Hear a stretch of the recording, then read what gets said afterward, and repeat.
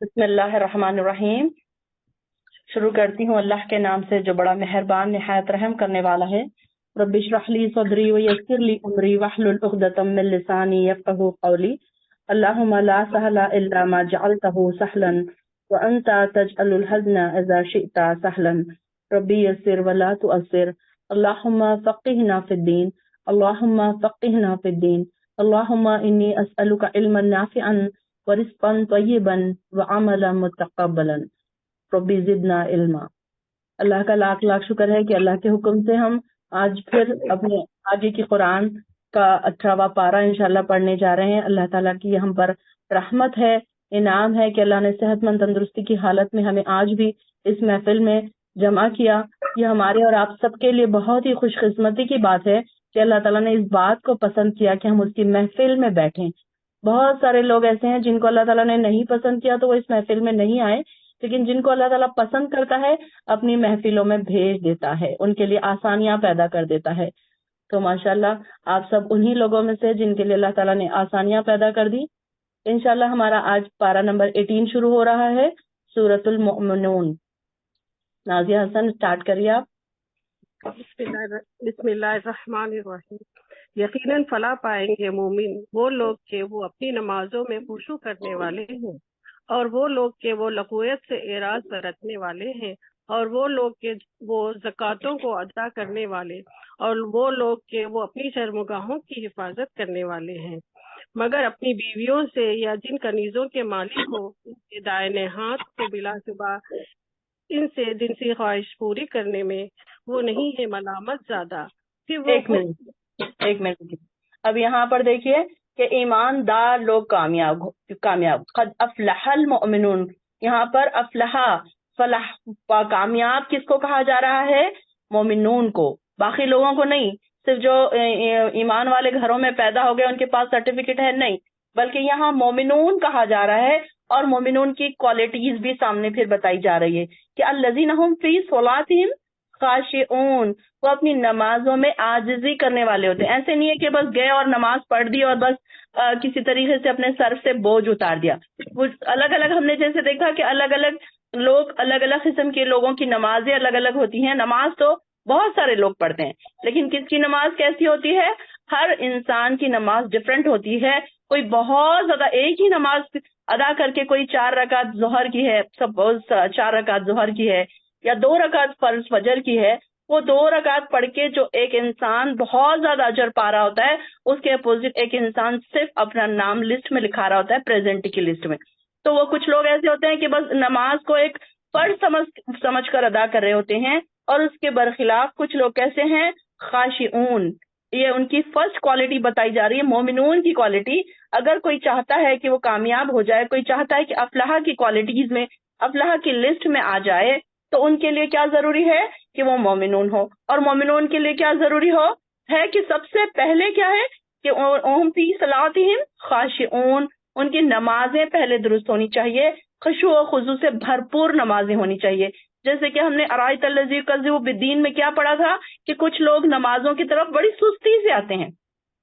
कई तो वजू नहीं करते हैं, वजू करते हैं तो कंप्लीट वजू नहीं करते हैं, नमाजें पढ़ते हैं तो सुन्नतें नहीं पढ़ते हैं, नफिल नहीं पढ़ते हैं, एक्स्ट्रा नमाजों से किसी तरीके से फर्ज पढ़ते हैं तो उसमें भी छोटे छोटे सूरे ढूंढ कर पढ़ते हैं। जमातों को जाते हैं तो उसमें भी ये स्लो जाते हैं ताकि एक रकात खत्म हो जाए, जैसे ही नमाज खत्म होती है फौरन भागने की तैयारी में होते हैं। तो जो अल्लाह के पसंदीदा बंदे हैं तो उनके दिल मस्जिदों में लगे रहते हैं, वो नमाज से पहले, जमात से पहले मस्जिदों में जाकर इंतजार करते हैं जमात का। फिर ऐसे लोग खुशू खुजू से भरपूर होते हैं और फिर ऐसे ही लोग फलाह पाने वाले हैं। तो हमारी नमाजों को भी हमें चेक करना चाहिए।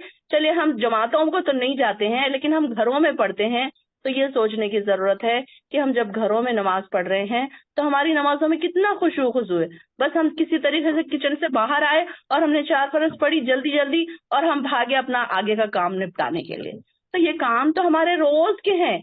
हमको ये बना देना चाहिए रूटीन कि हम कैसे इसको और इसको दोनों को मैनेज करें ताकि हमारी नमाज भी खुशू खुशू से भरपूर हो और सुकून व इत्मीनान वाली नमाज हो। ऐसी नमाज ना हो कि अल्लाह ताला क़यामत के दिन हमारे ही मुंहों पर फेंक कर मार दे।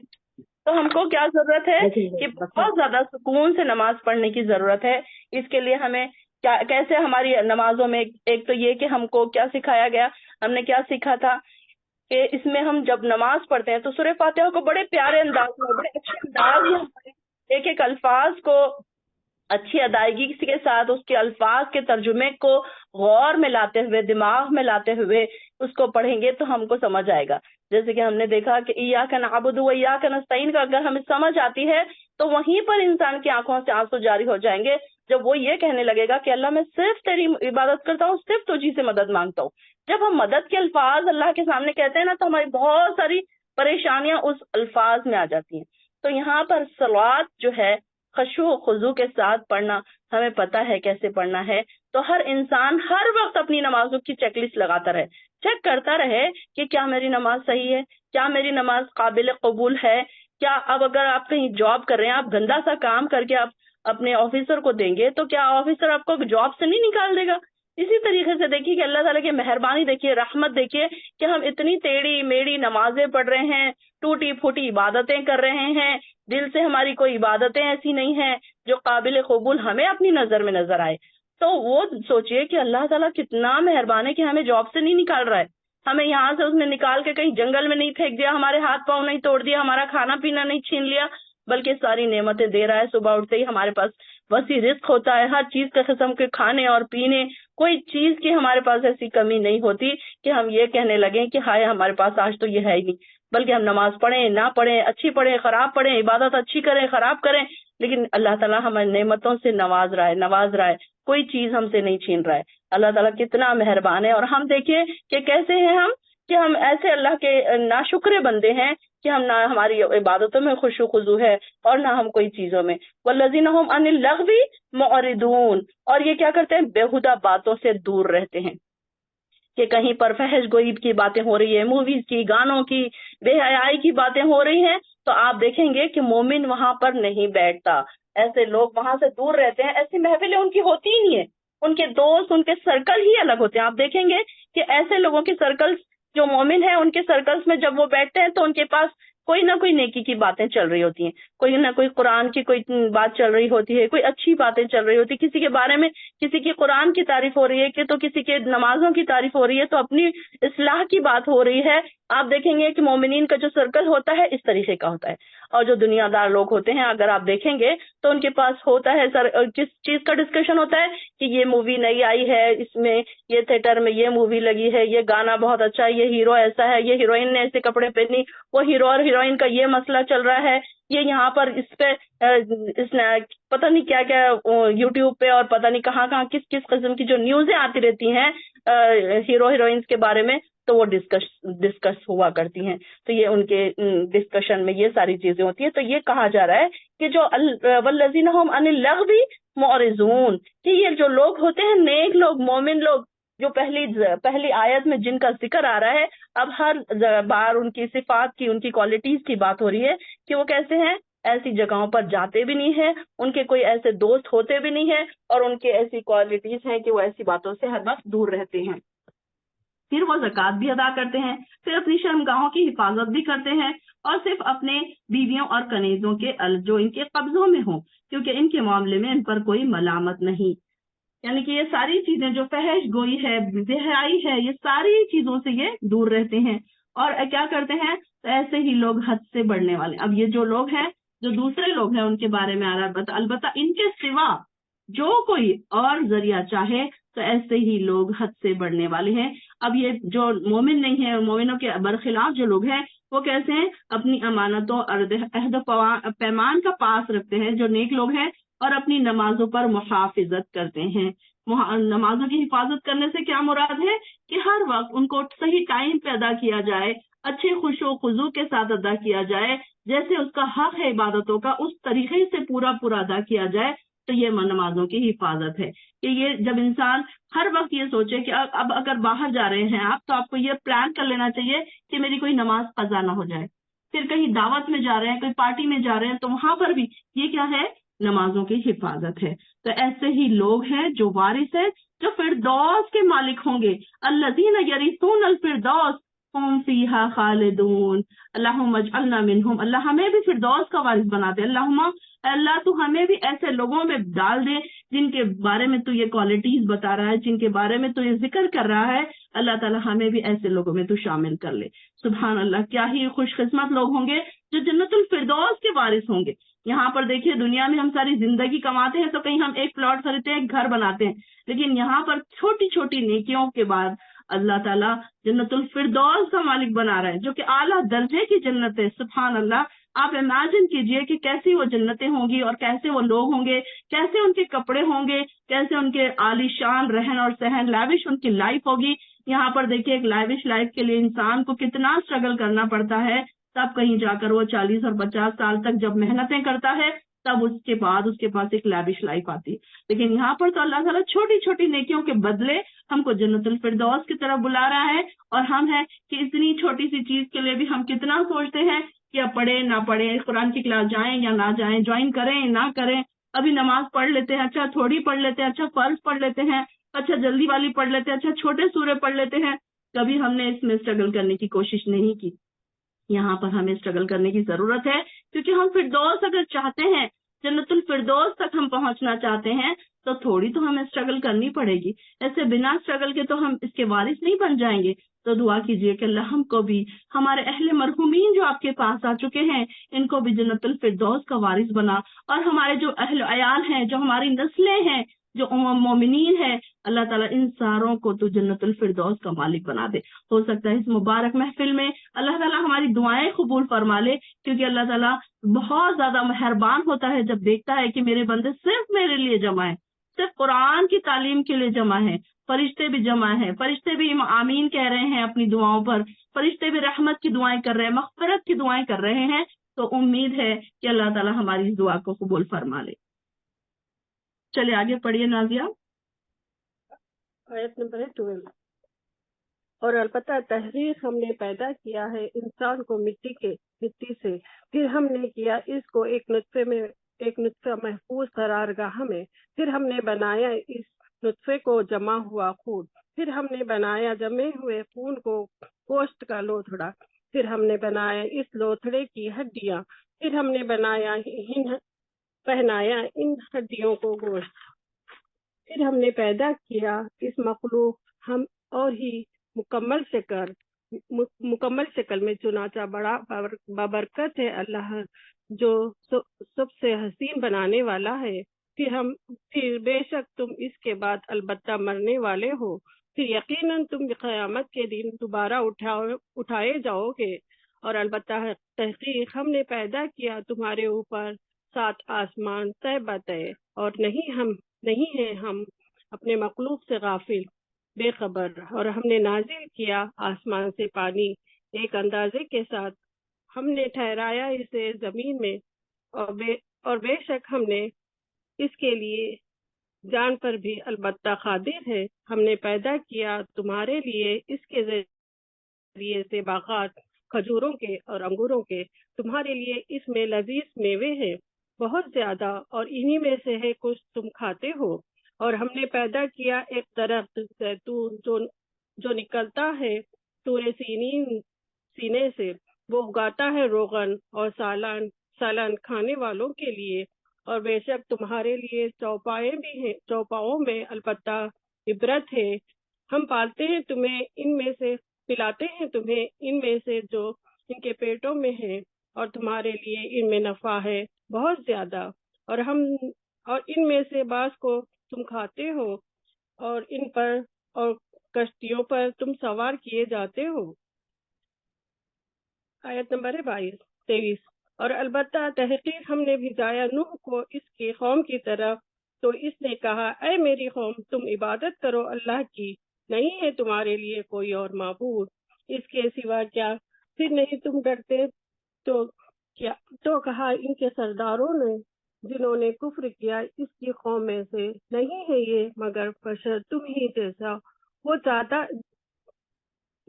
है कि वो बरतरी हासिल करे तुम पर, और अगर चाहता अल्लाह तो अलबत्ता नाजिल करता है फरिश्ते। नहीं हमने सुनी ये तौहीद की बात अपने पहले बाप दादा में باپ دادا میں نہیں ہے، یہ مگر ایک آدمی ہی ہے، اسے جنون، لہذا تم انتظار کرو اس کا ایک وقت تک۔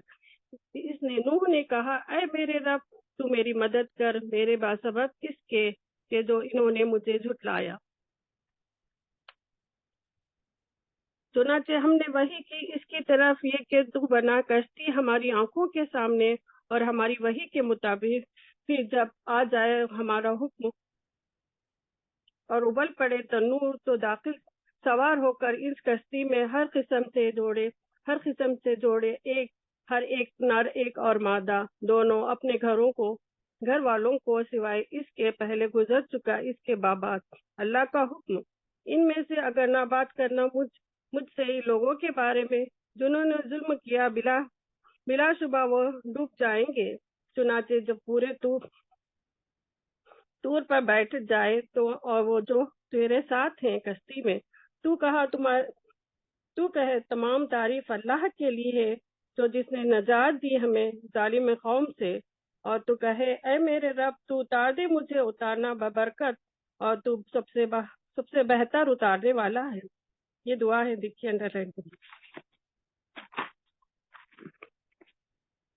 بلا شبہ اس واقعے میں البتہ نشانیاں ہیں، اور بلا شبہ البتہ ہمیں آزمانے والا ہے۔ پھر ہم نے پیدا کیا ان کے بعد لوگ دوسرے، ہم نے بھیجا ان میں سے ایک رسول انہی میں سے کہ یہ تم عبادت کرو اللہ کی، نہیں ہے تمہارے لیے کوئی اور معبود اس کے سوا، کیا پھر تم نہیں ڈرتے؟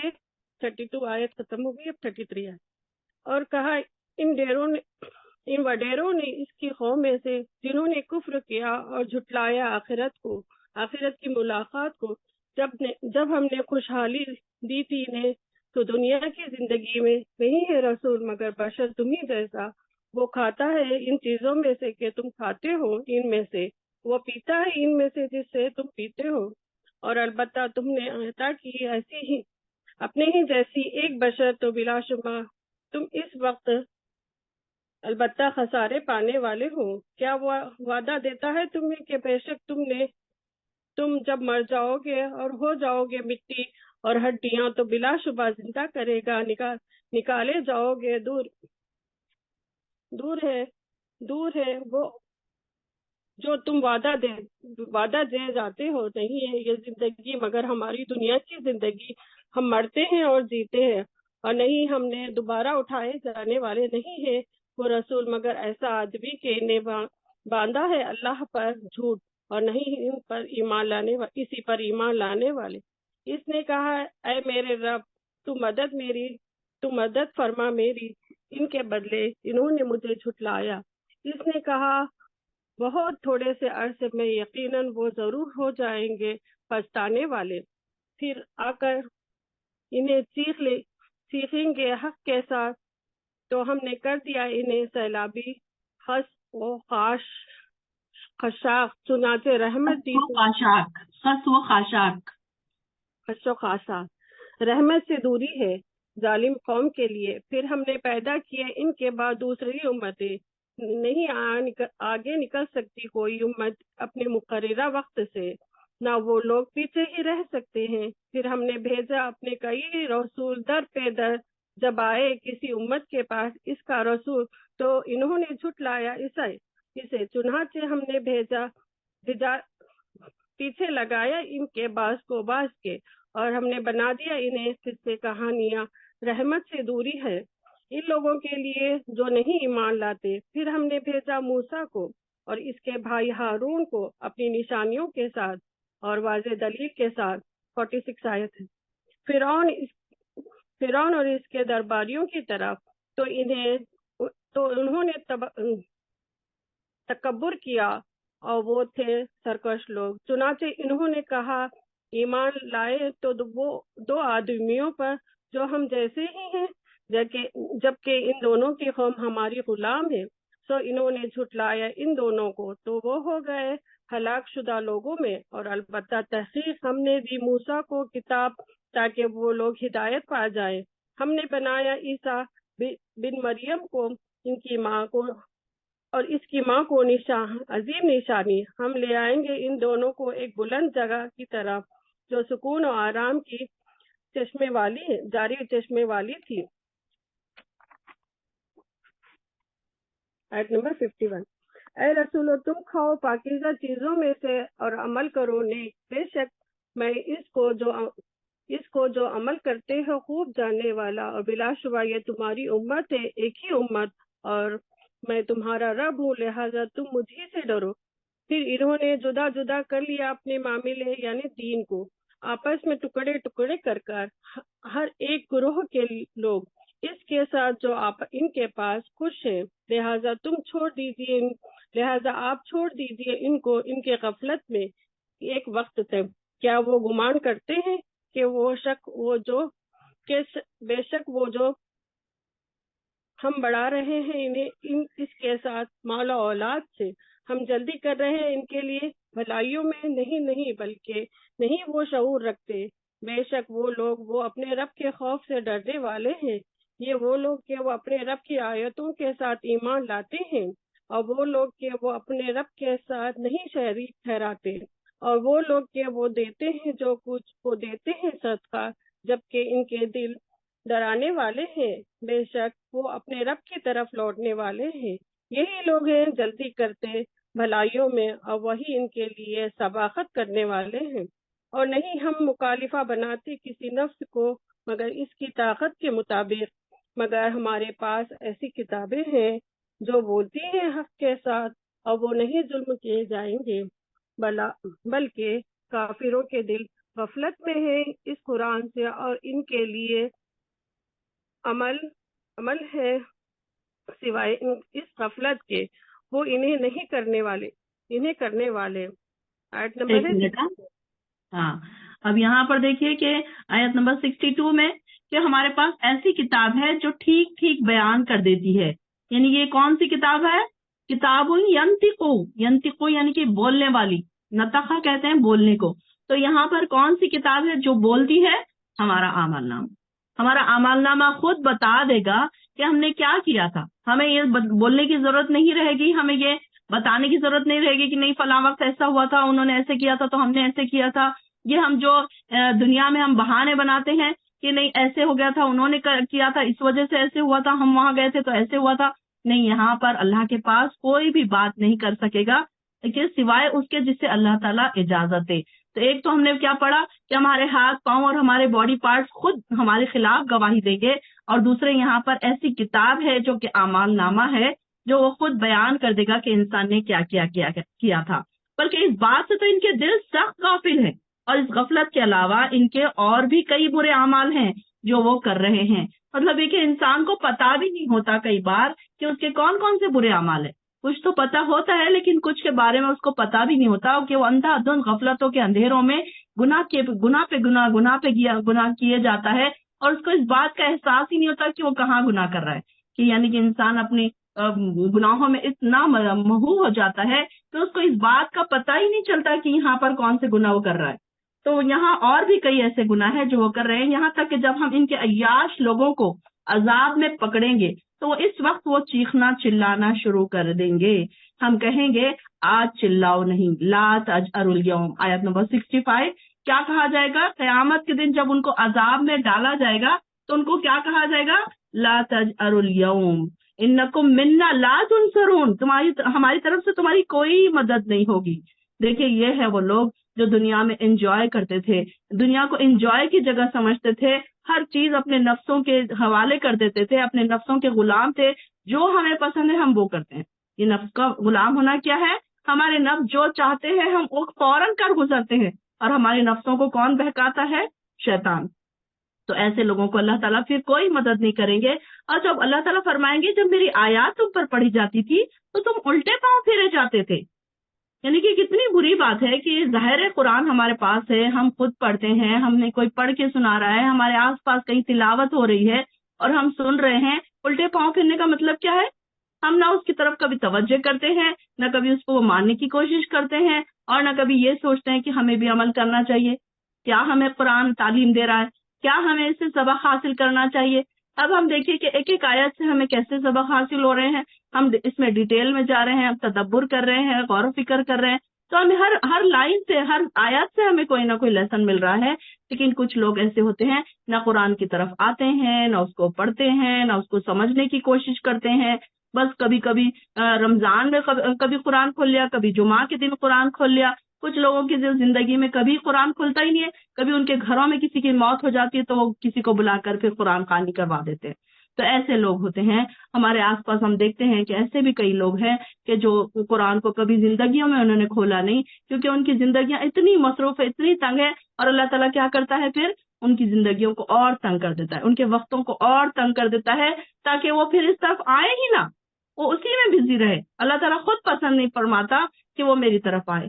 تو ایسے لوگوں کے بارے میں کہا جا رہا ہے کہ اللہ تعالیٰ ان کو فرمائیں گے جب تم پر میری آیتیں پڑھی جاتی تو تم الٹے پاؤں پھر جاتے، اپنے گھمنڈ میں میری آیتوں کو افسانہ سمجھتے اور بکواس کیا کرتے. کیا ان لوگوں نے اس کلام پر کبھی غور نہیں کیا؟ کیا ان کے پاس کوئی ایسی بات نہیں آئی جو ان کے آبا و اجداد کے پاس نہیں آئی تھی؟ یا انہوں نے اپنے رسول کو پہچانا ہی نہیں، لہٰذا وہ اس کا انکار کر رہے ہیں؟ یا وہ یہ کہہ دیتے ہیں کہ اسے جنون ہے، جبکہ حقیقت یہ ہے کہ ان کے پاس سچی بات ہے. اب یہ کن کی بات ہو رہی ہے؟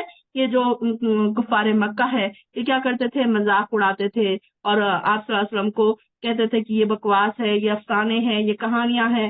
تو یہ ان لوگوں کی بات ہے. لیکن آج کی دنیا میں انسان نے کیا کیا کہ اس کو پوری طریقے سے ہی چھوڑ بیٹھے. ہمارے مسلمانوں میں اکثریت کا حال یہ ہے کہ قرآن کو چھوڑ بیٹھے ہیں. نہ سمجھنے کے لیے ٹائم ہے، نہ پڑھنے کے لیے ٹائم ہے، نہ غور و فکر کے لیے ٹائم ہے. دنیا کے پیچھے اتنے بھاگے جا رہے ہیں کہ صبح ہوتی ہے تو رزق کی تلاش میں نکلتے ہیں، رات میں تھکے ہارے آتے ہیں اور اپنے بستروں کی راہ لیتے ہیں. تو یہاں پر بھی ہم یہ نہیں سوچیں کہ ہم یہ ان کی بات ہو رہی ہے، بلکہ کہیں نہ کہیں ہمیں بھی ٹریگر کیا جا رہا ہے، ہمیں بھی اس طرف بتایا جا رہا ہے کہ کہیں تم بھی تو ایسے نہیں ہو. جبکہ حقیقت یہ ہے کہ وہ ان کے پاس سچی بات لایا ہے، لیکن ان میں سے اکثر لوگ حق کو پسند ہی نہیں کرتے. اگر حق ان کی خواہشات کی پیروی کرتا تو یہ زمین اور آسمان، ان میں جو کچھ ہے، اس سب کا نظام درہم برہم ہو جاتا. بلکہ ہم نے انہی کے لیے ذکر دیا ہے. یہاں پہ دیکھیے، بل آتیناہم بذکرہم، ذکر سے کیا مراد ہے؟ قرآن. آپ لکھ لیجیے انڈر لائن کر کے، ذکر سے آیت نمبر 71 میں جہاں بھی کہیں ذکر آئے گا تو ذکر کے دو معنی ہمیں ملتے ہیں، ایک تو قرآن، دوسرے نصیحت. تو یہاں پر قرآن بھی نصیحت ہے اور ذکر بھی قرآن ہی ہے، مگر وہ اپنے اس ذکر سے ہی منہ موڑ رہے ہیں. ان ذکرہم معرضون، کہ یہ قرآن سے ہی منہ موڑے ہوئے، نہ پڑھنا ہے، نہ سمجھنے کی کوشش کرنا ہے، نہ اس کو فالو کرنا ہے. کئی لوگ تو اس لیے نہیں پڑھتے ہیں کہ اس کو فالو کرنا پڑے گا. کئی لوگ اس لیے نہیں پڑھتے ہیں کہ کہاں ہم اتنے مشکل میں پھنس جائیں کہ اب اتنی مشکل کام ہے، اس کو پڑھیں گے تو اس پر ہم کو عمل بھی کرنا پڑے گا.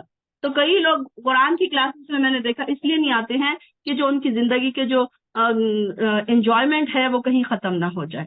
تو ایسے لوگوں کے لیے کہا جا رہا ہے کہ وہ منہ موڑ رہے ہیں. یا آپ ان سے کچھ مال مانگتے ہیں تو آپ کے لیے پروردگار کا دیا ہی بہتر ہے، وہی بہترین رازق ہے، وہ خیر الرازقین. اور بلا عشبہ آپ انہیں سیدھی راہ کی طرف بلاتے ہیں. جو لوگ آخرت پر ایمان نہیں رکھتے وہ اس سیدھی راہ سے ہٹ کر چلنا چاہتے ہیں، اور اگر ہم ان پر مہربانی کریں اور ان کی تکلیف کو دور کر دیں تو یہ اپنی سرکشی میں اور زیادہ بہکتے جاتے ہیں. ہم نے انہیں عذاب میں مبتلا کیا تو بھی یہ نہ اپنے پروردگار کے سامنے جھکے اور نہ احوزاری کی، یہاں تک کہ ہم نے ان پر سخت عذاب کا در کھول دیا. یعنی کہ ہم نے کیا دیکھا؟ اللہ تعالیٰ پہلے چھوٹے چھوٹے آزمائشیں ڈالتا ہے، چھوٹے چھوٹے دھچکے دیتا ہے، چھوٹی چھوٹی ٹھوکریں دیتا ہے. پھر بعد میں جب انسان پھر بھی نہیں مانتا، پھر بھی اللہ کی طرف نہیں آتا، پھر اللہ تعالیٰ کیا کرتا ہے؟ سخت عذاب کے دروازے کھول دیتا ہے. تو اس حال میں وہ کیا کرتے ہیں؟ ہر بھلائی سے مایوس ہونے لگے. وہی تو ہے جس نے تمہیں کان، آنکھیں اور دل عطا کیے. سبحان اللہ. واقعی آپ دیکھیں کہ یہ جو نعمت ہے، کان، آنکھیں اور دل، واقعی ایک بہت بڑی نعمت ہے.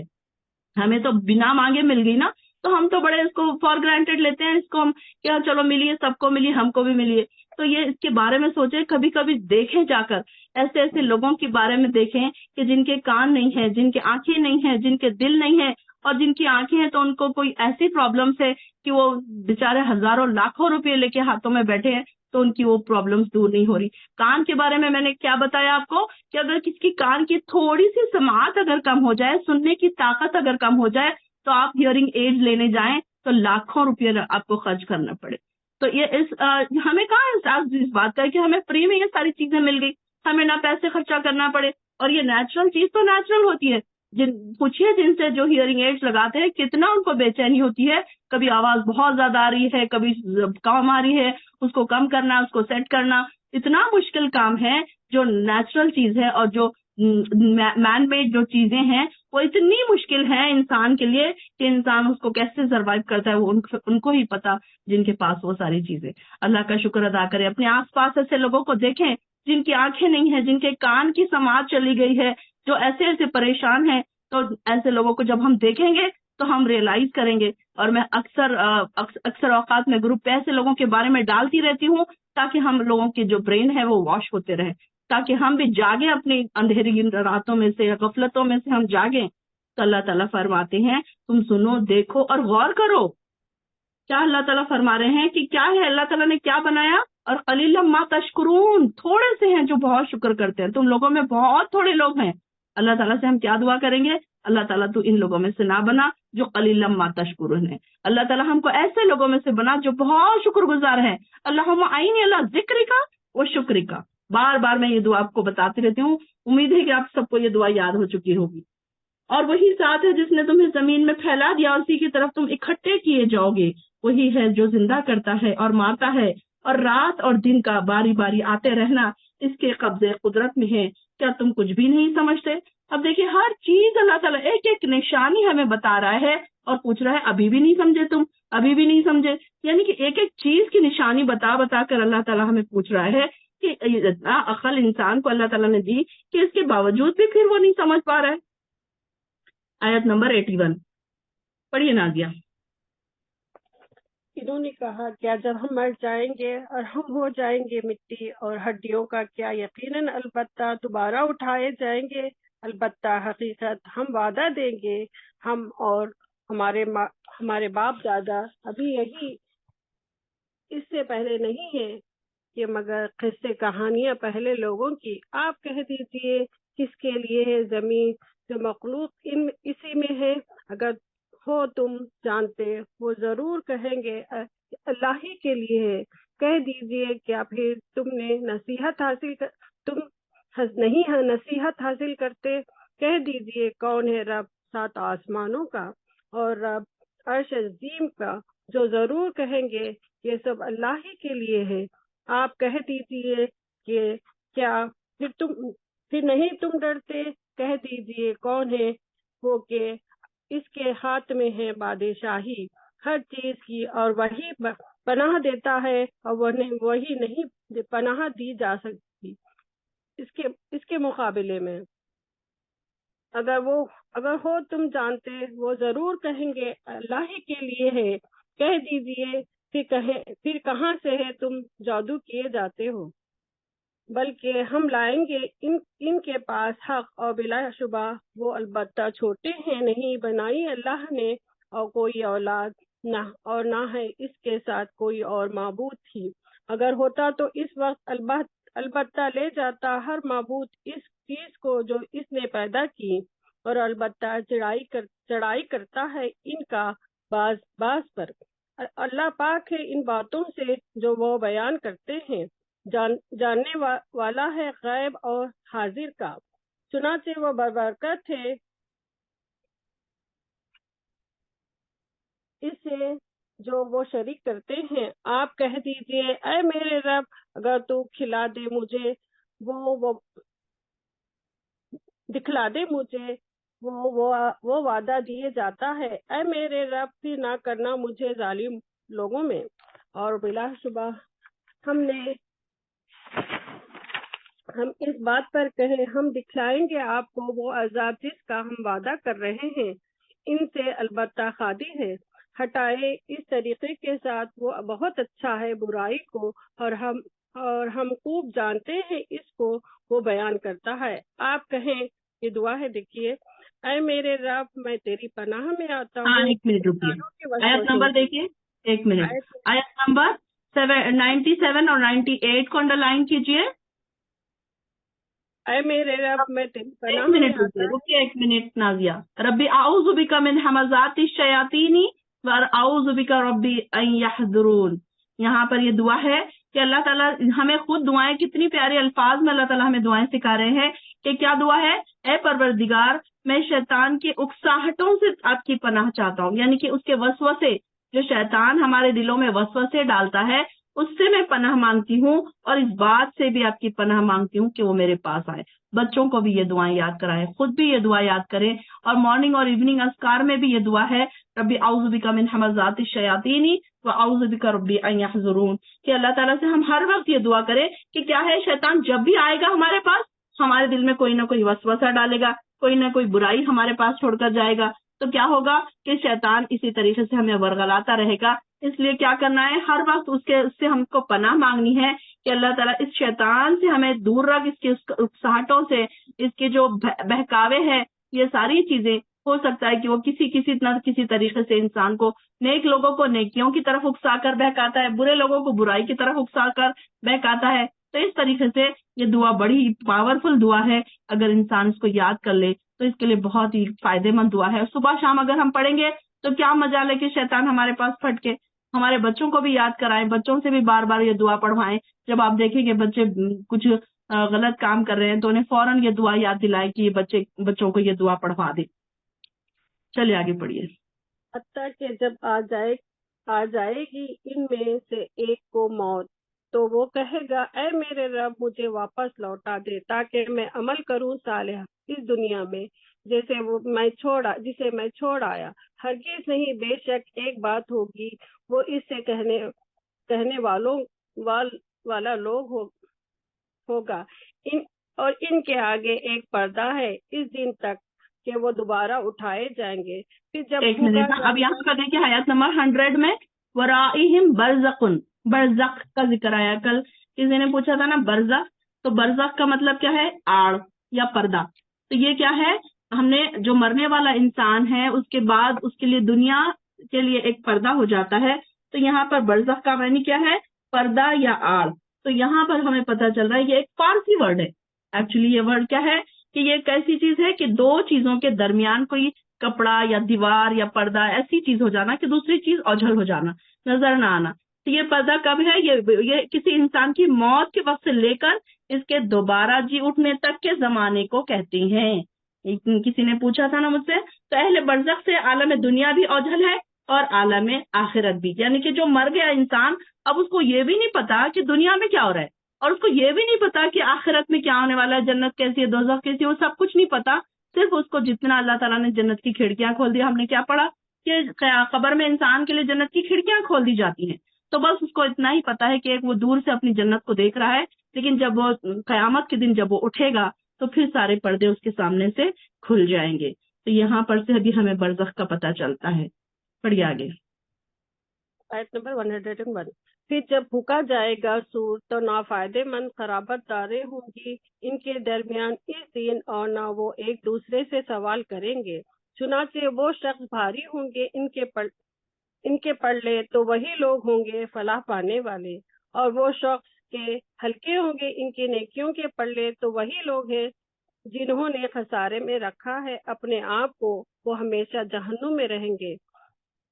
جلسادے گی ان کے چہروں کو آگ اور وہ ان میں سے بد شکل ہوں گے۔ کہا جائے گا کیا نہیں تھی میری آیتیں تلاوت کی جاتی تم پر، تو وہ تھے ان کو جھٹلاتے، اور وہ کہیں گے اے ہمارے رب غالب آ گئی ہم پر ہماری بدبختی اور ہم تھے لوگ گمراہ۔ اے ہمارے رب تو نکال دے ہمیں اس سے، پھر اگر ہم دوبارہ کریں گے تو بلا شبہ ظالم ہیں۔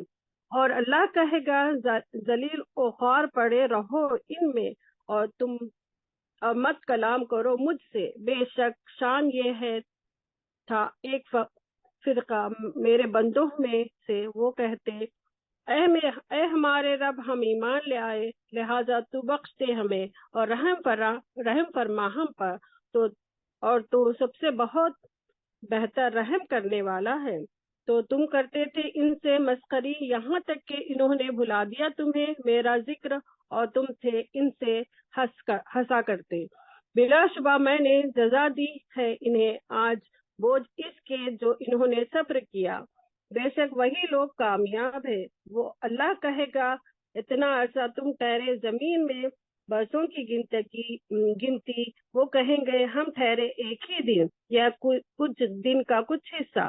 چنانچہ تو وہ پوچھ لے گننے والوں سے، وہ اللہ کہے گا نہیں تم ٹھہرتے مگر تھوڑا سا وقت، کاش کہ بے شک تم جانتے ہو۔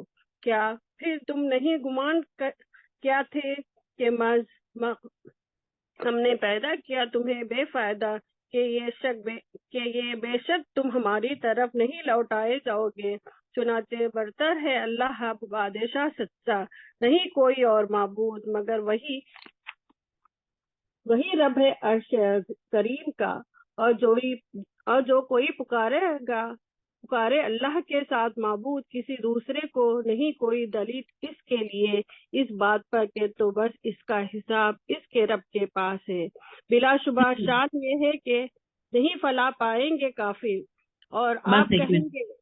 اب ایک منٹ رکیے، بس ختم، یہاں پہ بس کیجیے آپ 118 پہ دیکھیے، آیت نمبر 118 پہ دعا ہے، رب اغفر وارحم وانت خیر الراحمین، اے اللہ تو مجھ پر، اے میرے پروردگار مجھے بخش دے، رب اغفر، اے اللہ مجھے بخش دے اور مجھ پر رحم فرما، تو ہی سب سے رحم کرنے والوں سے اچھا رحم کرنے والا ہے۔ یہاں پہ دیکھیے کہ اللہ تعالیٰ ایک ایک چیز کا ہمیں حساب دلا رہا ہے، یاد دلا رہا ہے، نیکیوں کا اور نیکیوں کی طرف بلا رہا ہے۔ اس کے بعد پھر اللہ تعالیٰ ہمیں دعائیں بھی سکھا رہا ہے۔ اللہ تعالیٰ کی تعریف کرتے ہوئے ہمیں دعا کرنا چاہیے۔ جب بھی ہم دعا کریں نا تو اللہ تعالیٰ کی بڑائی ضرور کیا کریں، رب اغفر وارحم انت خیر الراحمین، کیونکہ تمام رحم کرنے والوں سے بڑھ کر رحم کرنے والا ہے اللہ تعالیٰ۔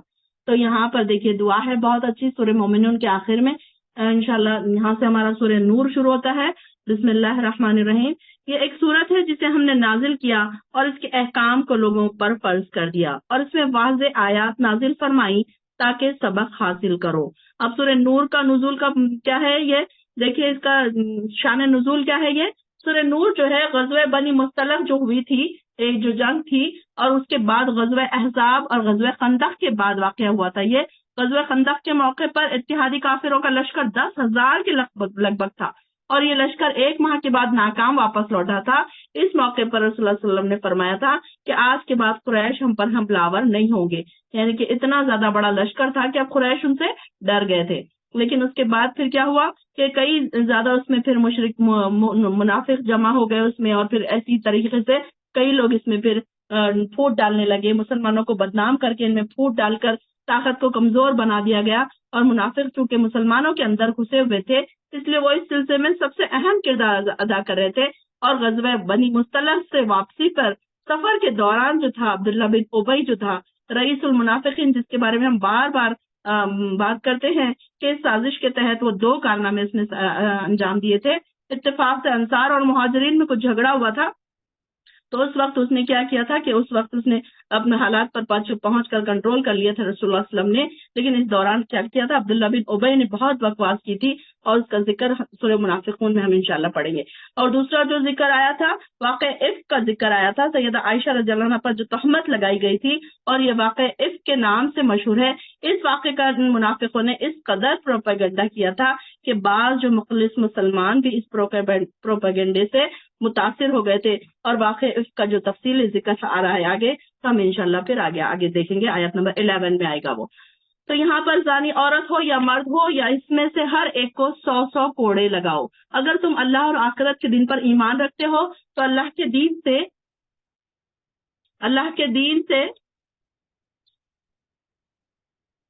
معاملہ نہیں، تمہیں ان دونوں میں سے کسی پر بھی ترس نہیں آنا چاہیے، اور مسلمانوں میں سے ایک گروہ ان کی سزا کے وقت موجود ہونا چاہیے۔ یعنی کہ اگر کوئی ایسے ہو، کوڑوں کی سزا صرف کنوارے مرد اور عورت کے لیے کیوں ہے کہ کیونکہ یہ زانی مرد، اور نکاح کا جو سر پر زانیہ عورت کو دیا گیا ہے، اب وہ عورت پہلے سے ہی شادی شدہ ہو تو زنا کے بعد اس کا مستحق کوئی زانی ہی ہو سکتا ہے، نہ کہ اس کا پہلا خاوند کو کوئی قصور بھی نہیں۔ تو ان کے لیے کیا کہا جا رہا ہے کہ زانی مرد ہو یا عورت، دونوں کو 100 کوڑے لگائے جائیں۔ اور اس میں کیا ہے، کسی کو ترس نہیں کرنا چاہیے۔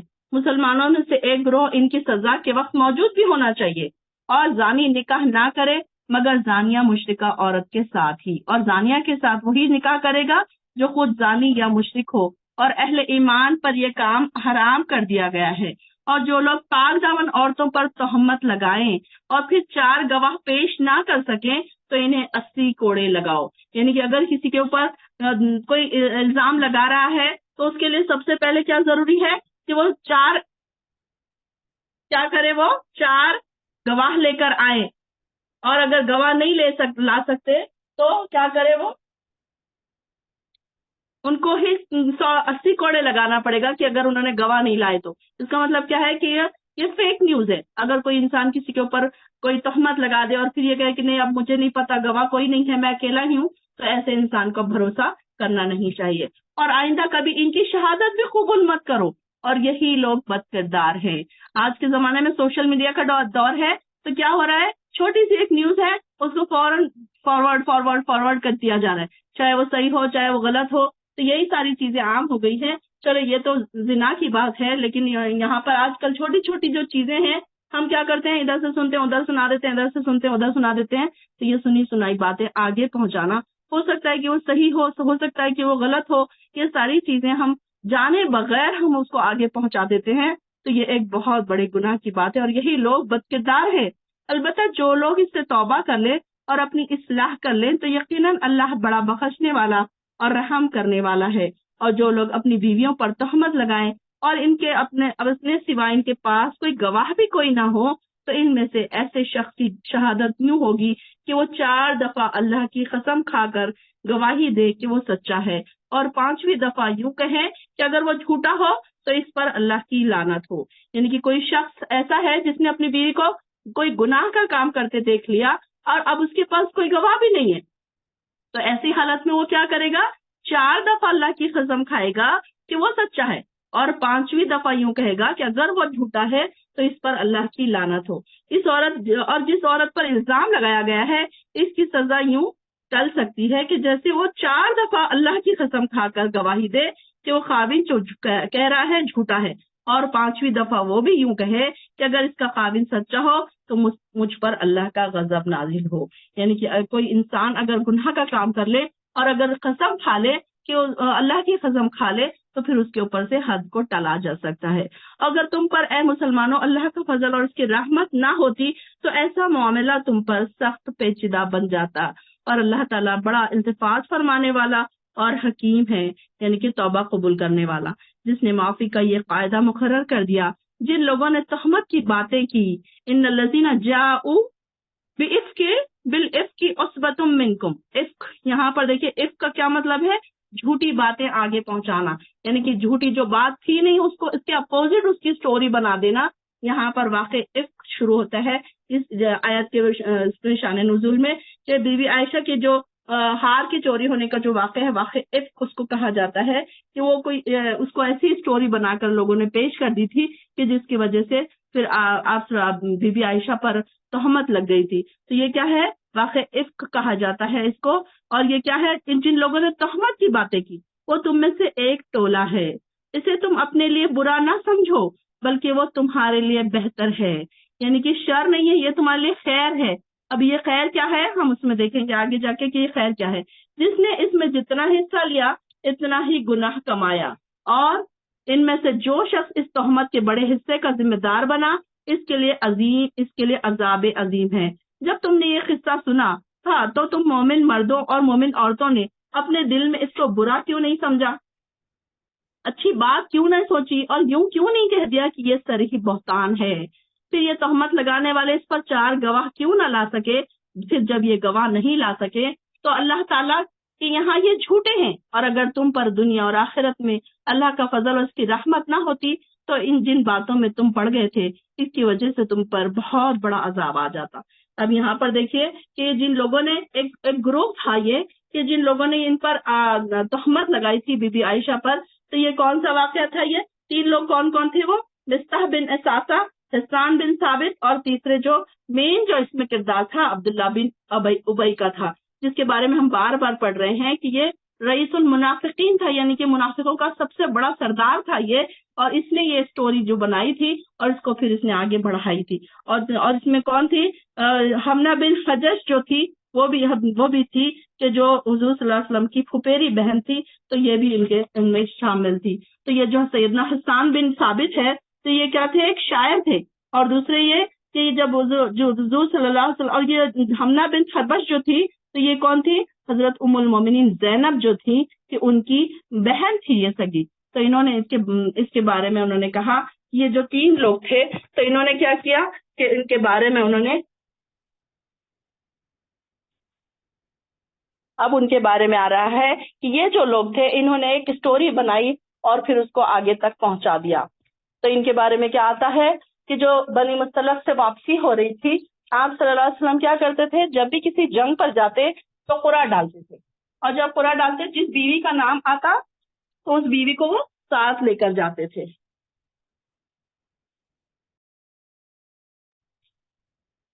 تو یہاں پر جو تھا، تو جب بی بی عائشہ جو ہیں اس واقعے کو کیسے بیان کرتی ہیں، دیکھیں گے ہم کہ یہ واقعہ کیسے ہوا.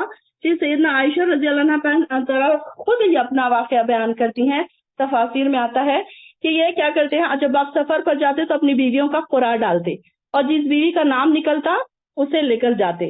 اور آپ نے ایک غزوہ مصطلق میں قرعہ ڈالا جو میرے نام سے نکلا، بس میں آپ کے ساتھ روانہ ہوئی. اور یہ واقعہ کب نازل ہوا تھا؟ کب ہوا تھا؟ یہ حجاب کا حکم نازل ہونے کے بعد کا واقعہ ہے یہ. تو ایک عہدے میں سوار تھی رہتی، اور جب اترتی، عہدہ کس کو کہتے ہیں؟ جو اونٹ پہ ایک چھوٹا سا بنا ہوا ہوتا ہے نا، جس میں عورتیں بیٹھی ہیں، جس میں چاروں طرف سے پردہ لگا ہوا ہوتا ہے، تو اس کو عہدہ کہتے ہیں. تو یہ بی بی عائشہ اس میں بیٹھی ہوئی تھی اور سفر کر رہی تھی، اور اس میں کیا ہوتا ہے، جب وہ اترتی تو وہ عہدہ سمیت اتاری جاتی. اس طرح سفر کرتے رہے، اور جب آپ اس غزوے سے فارغ ہوئے اور سفر سے لوٹے تو ہم لوگ مدینے کے نزدیک آ پہنچے. ایک رات کو کوچ کا حکم ہوا. یہ حکم سن کر اٹھی اور پیدل چل کر لشکر سے پار نکل گئی. جب حاجت سے فارغ ہوئی، اب بی بی عائشہ کیا ہوئی، حاجت کے لیے تھوڑی دور چلی گئی، اور جب واپس آئی تو انہوں نے دیکھا کہ ان کا جو نگینوں کا ہار تھا، جو انہوں نے کسی سے مانگ کر لیا تھا جانے کے لیے، تو وہ ہار ان کے گلے میں سے غائب ہے. تو انہوں نے کہا کہ میں اسے ڈھونڈنے لگی، اور ڈھونڈنے میں اتنی دیر ہو گئی کہ یہ لوگ سب کے سب کیا سمجھے، یہ سمجھے کہ میں عہدے میں بیٹھی ہوں. اور انہوں نے کیا کیا کہ وہ اونٹ کو اٹھایا، عہدے کو اٹھایا، اونٹ پر رکھا، اور وہ آگے چل پڑے. یعنی کہ جو ان کا جو قافلہ تھا وہ آگے چلا گیا، اور یہ سمجھ رہے تھے کہ میں اس میں موجود ہوں، کیونکہ اس زمانے میں عورتیں بڑی ہلکی پھلکی ہوا کرتی تھیں اور بھاری نہیں ہوتی تھی، بھاری بھرکم نہیں ہوتی تھی. اور اس وقت بی بی عائشہ جو تھی بڑی ہی کم سن لڑکی تھی، تو ان کو نہیں پتا چلا کہ اس میں کوئی ہے یا نہیں ہے. تو پھر کیا ہوا، لشکر کے روانہ ہونے کے بعد میرا ہار جو اونٹ کے نیچے تھا مجھے مل گیا. میں نے کیا کیا کہ میں اسی ٹھکانے کی طرف واپس چلی گئی جہاں رات کو اترے تھے. وہاں تو دیکھا تو وہاں کوئی پکارنے والا ہے جو نہ کوئی جواب دینے والا، یعنی کہ سب جا چکے تھے وہاں سے. میں نے ارادہ کیا کہ اپنے ٹھکانے پر چلی جاؤں، کیونکہ میرا خیال تھا کہ جب وہ لوگ مجھے نہ پائیں گے تو اسی جگہ تلاش کرنے آئیں گے. میں وہاں بیٹھی رہی، نیند نے غلبہ کیا اور میں سو گئی. یعنی کہ پھر اب کیا ہوا، سارے لوگ آگے چلے گئے اور بی بی عائشہ پیچھے ہی رہ گئی. تو لشکر کے پیچھے پیچھے گرے پڑے کی خبر رکھنے کے لیے صفوان بن معطل ایک صحابی تھے، وہ پچھلی رات چلے اور صبح میرے ٹھکانے کے قریب پہنچے، اور دور سے کسی انسان کو سوتے ہوئے دیکھ کر میرے قریب آئے تو مجھے انہوں نے پہچان لیا، کیونکہ حجاب کا حکم نازل ہونے سے پہلے انہوں نے مجھے دیکھا تھا. جب انہوں نے مجھے پہچان لیا تو انہوں نے کیا کہا، انا للہ و انا الیہ راجعون پڑھا. تو میں جاگ گئی اور اپنی چادر سے اپنا چہرہ ڈھانپ لیا.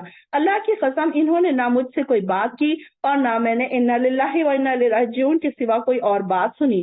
انہوں نے اپنی سواری بٹھائی، اس کا پاؤں اپنے ہاتھ سے دبائے رکھا، تو میں اس سواری پر سوار ہو گئی اور پیدل چلتے رہے اور اونٹنی کو چلاتے رہے، یہاں تک کہ ہم لشکر سے اس وقت جا ملے جب وہ عین دوپہر کو گرمی کی شدت کی وجہ سے اترے ہوئے تھے. اب جن لوگوں کی قسمت میں تباہی لکھی تھی وہ تباہ ہوئے. اس تہمت کو سب سے زیادہ پھیلانے والا عبداللہ بن ابی تھا، رئیس المنافقین جو تھا. ہم مدینہ پہنچے، وہاں پہنچ کر میں بیمار ہو گئی اور 1 مہینہ بھر میں بیمار رہی. لوگ تہمت لگانے والوں کی باتوں کا چرچا کرتے رہے اور مجھے خبر تک نہ ہوئی. یعنی کہ لوگ اس کے بارے میں کیا ڈسکس کر رہے ہیں، بی بی عائشہ کو کچھ خبر نہیں ہے کہ بیمار ہو گئی اور یہ بیمار ہی رہی. البتہ ایک بات سے مجھے وہم سا ہوا، وہ یہ کہ آپ کی بیماری، آپ کی وہ مہربانی جو بیماری کی حالت میں مجھ پر ہوا کرتی تھی، وہ اس بیماری میں نہیں پائی تھی. آپ تشریف لاتے، سلام علیک کہتے، پھر یہ پوچھ کر کہ اب طبیعت کیسی ہے چلے جاتے۔ اس بات سے مجھے کچھ شک تو پڑتا مگر کسی بات کی خبر نہیں ہوئی۔ اب یہاں پر کیا ہوا، ایک دن بیماری سے کچھ افاقہ ہوا اور ابھی کمزور ہی تھی کہ میں نے کیا کیا کہ مستح کی ماں کے میرے ساتھ تھی اور میں وہاں رفع حاجت کے لیے یعنی کہ ٹوائلٹ کے لیے، پہلے کے زمانے میں کیا ہوتے تھے، گھروں میں ٹوائلٹس نہیں بنے ہوئے تھے بلکہ رفع حاجت کے لیے کہیں دور جانا پڑتا تھا اور راتوں کو یہ عورتیں جایا کرتی تھی۔ اس زمانے کی بات ہے جب گھروں میں بیت الخلا نہیں ہوتے تھے اور عرب کے طرح یہ حاجت کے لیے یہ لوگ کیا کرتے تھے، جنگلوں میں جایا کرتے تھے، اور کیونکہ گھروں کے قریب بیت الخلا بنانے سے ان کی بدبو ہمیں تکلیف دیتی تھی اس لیے نہیں بناتے تھے۔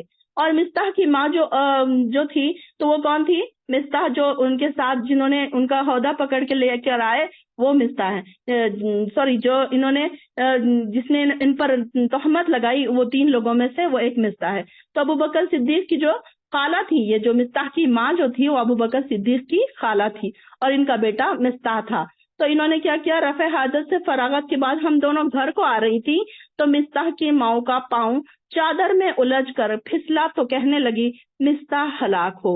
میں نے اسے کہا کیا بکتی ہو، کیا تم ایسے شخص کو کوستی ہو جو بدر میں شریک تھا؟ وہ کہنے لگی اے بھولی لڑکی، کیا تم نے وہ کچھ نہیں سنا جو وہ کہتا ہے؟ پوچھا کیا کہتا ہے؟ تب اس نے تہمت لگانے والوں کی باتیں مجھ سے بیان کی تو میری بیماری میں اور مزید اضافہ ہو گیا۔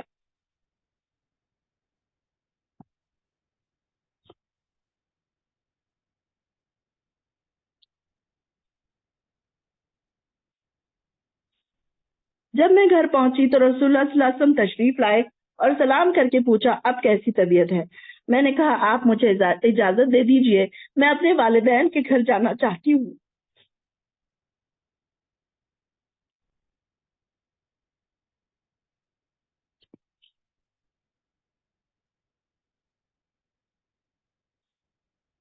میرا مطلب یہ تھا کہ میں ان کی خبر کی تحقیق کروں۔ رسول اللہ صلی اللہ علیہ وسلم نے مجھے اجازت دے دی کہ میں اپنے والدین کے گھر چلی گئی۔ میں نے اپنی ماں سے کہا امی یہ لوگ میری نسبت کیا بک رہے ہیں؟ انہوں نے کہا بیٹی رنج نہ کرو، اللہ کی قسم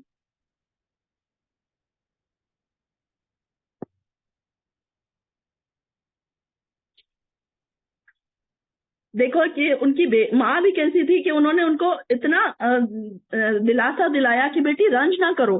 اللہ کی قسم اکثر ایسا ہی ہوتا ہے کہ کسی مرد کے پاس کوئی خوبصورت عورت ہوتی ہے، وہ اس سے محبت کرتا ہے تو اس کی سوکنیں بھی سوکنیں بھی بہت کچھ کرتی ہیں۔ میں نے کہا سبحان اللہ، اللہ لوگوں نے اس کا چرچا بھی کر دیا۔ چنانچہ میں یہ ساری رات روتی رہی۔ صبح ہو گئی مگر نہ میرے آنسو تھمتے تھے اور نہ مجھے نیند آتی تھی۔ رسول اللہ صلی اللہ علیہ وسلم نے سیدنا رضی اللہ عنہ اور علی رضی اللہ عنہ اور اسامہ بن زید کو بلا کر پوچھا، ان سے مشورہ کیا تو انہوں نے کہا کہ ہم تو بی بی عائشہ کو بہت ہی نیک عورت سمجھتے ہیں، ان کے بارے میں ہم یہ گمان ہی نہیں کر سکتے، یعنی کہ لوگ بھی ان کے بارے میں اچھی باتیں کر رہے تھے۔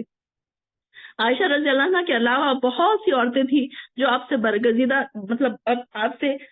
آپ پر یہ چاہتی تھی کہ وہ آپ کے بارے میں نیک بات کیا کرتی تھی کہ یہ عائشہ جو ہے ان کے بارے میں کہ یہ بہت ہی نیک خاتون ہے، یعنی کہ سب لوگ جو نیک لوگ تھے اس میں بھی تو وہ لوگ کیا کر رہے تھے کہ ان کے بارے میں یہی باتیں کر رہے تھے کہ نہیں بی بی عائشہ بڑی ہی نیک خاتون ہے۔ اور ان کے بارے میں بھی آ رہا تھا کہ جو ان کو لے کر آئے تھے اٹھا کر، یعنی کہ جو صفوان بن معطل ہے وہ بھی ایک نیک صحابی تھے، تو ان کے بارے میں بھی لوگ کیا کر رہے تھے کہ ان کے بارے میں کہہ رہے تھے کہ وہ بھی بڑے نیک انسان ہیں۔ لیکن عبداللہ بن ابی جو تھا تو اس نے کیا کیا کہ لوگوں کو جمع کرتا اور ان کے بارے میں باتیں کرتا، لوگوں تک باتیں پہنچاتا، اس طریقے سے وہ ہر طرح سے لوگوں کے دلوں میں ان کے خلاف باتیں ڈال رہا تھا اور لوگوں کو جمع کر رہا تھا، لوگوں میں یہ باتوں کو پھیلا رہا تھا۔ اور بی بی عائشہ فرماتی ہیں کہ ایک میرا وہ دن بھی رونے میں گزر گیا اور پھر مسلسل میں 2 دن سے رو رہی تھی، نہ میرے آنسو تھمتے تھے اور نہ نیند آتی تھی۔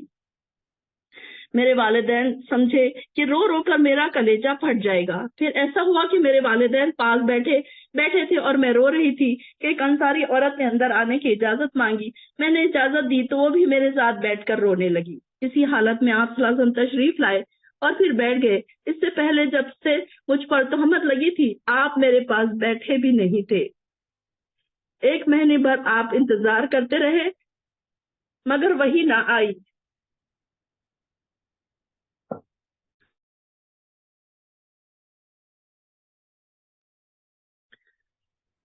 آپ نے بیٹھ کر تشہد پڑھا، پھر فرمایا عائشہ مجھ کو تیری نسبت ایسی ایسی خبر آئی ہے، اگر تو پاک ہے تو اللہ تیری برات فرمائے، اگر واقعی تجھ سے کوئی قصور ہو گیا ہے تو اللہ سے قصور کی معافی مانگ اور توبہ کر۔ جب بندہ گناہ کا اقرار کرتا ہے پھر اللہ کے حضور توبہ کرتا ہے تو اللہ ان کی گناہ بخش دیتا ہے۔ جب آپ یہ گفتگو ختم کر چکے تو ایک بارگی میرے آنسو تھم گئے، یہاں تک کہ ایک خطرہ بھی میری آنکھوں کا آنسو کا باقی نہ رہا۔ میں نے اپنے والد سے کہا آپ رسول اللہ صلی اللہ علیہ وسلم کو جواب دے۔ وہ کہنے لگے اللہ کی قسم میں نہیں جانتا کہ کیا جواب دوں۔ پھر میں نے اپنی والدہ ام رومان سے کہا کہ تم جواب دو۔ انہوں نے بھی یہی کہہ دیا کہ میں نہیں جانتی کہ میں ان کو کیا جواب دوں۔ آخر میں خود ہی جواب دینے لگی کہ میں ایک کمزور لڑکی تھی، قرآن مجھ کو زیادہ نہ آتا تھا۔ میں نے کہا اللہ کی قسم میں جانتی ہوں کہ یہ بات جو آپ لوگوں نے سنی ہے آپ کے دل میں جم گئی ہے اور آپ اسے سچ سمجھنے لگے ہیں۔ یعنی کہ بی بی عائشہ نے خود آپ صلی اللہ علیہ وسلم کو یہ بات کہی کہ آپ بھی کیسے، آپ بھی لوگوں کی باتوں سن کر آپ کے دل میں بھی یہ بات آ گئی ہے۔ یعنی کہ یہ سب سے زیادہ ان کے لیے دکھ کی بات تھی کہ آپ صلی اللہ علیہ وسلم کے دل میں بھی یہ بات آ گئی ہے۔ اب اگر میں یہ کہوں کہ میں پاک ہوں تو اللہ خوب جانتا ہے، اور میں پاک ہوں تو بھی آپ لوگ مجھے سچا نہیں سمجھیں گے۔ اگر میں گناہ کا اقرار کر لوں تو اللہ جانتا ہے کہ میں اس سے پاک ہوں تو آپ لوگ مجھے سچا سمجھیں گے۔ اللہ کی قسم میں اپنی اور تمہاری مثال ایسی ہی سمجھتی ہوں جیسے سیدنا یوسف علیہ السلام کے والد کی تھی۔ انہوں نے کیا کہا کہ اب صبر کرنا ہی بہتر ہے، تمہاری باتوں پر اللہ ہی میری مدد کرنے والا ہے۔ یہ کہہ کر میں نے کروٹ بدلی۔ مجھے یقین تھا کہ چونکہ میں پاک ہوں لہٰذا اللہ تعالیٰ ضرور میری بریت کر دے گا، تو اللہ کی قسم مجھے یہ خیال تک نہ آیا تھا کہ اللہ تعالیٰ میرے بارے میں ایسی آیت نازل کرے گا جو ہمیشہ پڑھی جائیں گی۔ میں اپنی شان اس سے بھی بہت کم تر سمجھتی تھی۔ ہاں مجھے یہ امید ضرور تھی کہ رسول اللہ صلی اللہ علیہ وسلم کوئی خواب دیکھیں گے یا جس پر میری بریت واضح ہو جائے گی۔ پھر اللہ کی قسم ابھی رسول اللہ صلی اللہ علیہ وسلم وہیں سے ہلے بھی نہیں تھے اور نہ ہی کوئی دوسرا آدمی وہاں سے باہر گیا تھا، آپ پر وہی نازل ہونا شروع ہو گئی۔ معمول کے موافق آپ پر سختی ہونے لگی، پسینہ موتیوں کی طرح آن بدن سے ٹپکنے لگا۔ جب بھی آپ صلی اللہ علیہ وسلم کو وحی آتی تو ان کا یہی حال ہوتا تھا نا، تو وہ پھر حالانکہ وہ دن سردی کے دن تھے مگر وحی اترنے کے بعد ایسی ہی سختی ہوتی تھی۔ جب وحی ختم ہوئی تو آپ خوش تھے اور ہنس رہے تھے۔ پھر پہلی بات آپ نے یہی کی کہ عائشہ اللہ تعالیٰ نے تمہاری بریت فرما دی۔ میری والدہ مجھے کہنے لگی اٹھو اور آپ صلی اللہ علیہ وسلم کا شکریہ ادا کرو۔ میں نے کہا اللہ کی قسم میں نہیں اٹھوں گی۔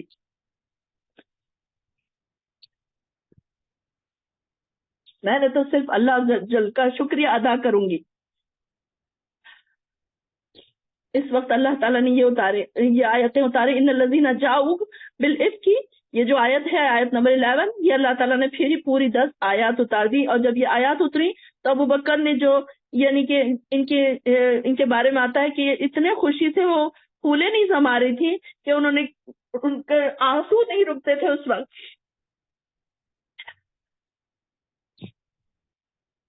تو ان کے بارے میں پھر آگے آتا ہے کہ اللہ تعالیٰ نے فرمایا کہ کیوں یہ لوگوں نے ایسی بات سنی اور پھر مومن عورتوں نے اپنے دلوں میں یہ بات اچھی کیوں نہیں سوچی اور کیوں نہیں کہہ دیا کہ یہ صریح بہتان ہے۔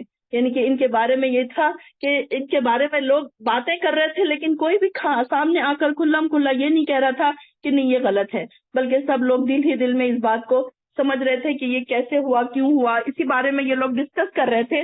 پھر آپ نے اچھی طرح کیوں نہ آیت نمبر 12 کے بعد آتا ہے کہ کیوں نہ انہوں نے کہہ دیا کہ یہ تو صریح بہتان ہے۔ پھر یہ تہمت لگانے والے اس پر 4 گواہ کیوں نہیں لا سکے، یعنی کہ 4 گواہ بھی نہیں لا سکے نا وہ لوگ۔ پھر یہ جب یہ گواہ نہیں لا سکے تو اس کے اللہ یہ کہ اس کے تو اللہ کہ یہاں یہی جھوٹے ہیں۔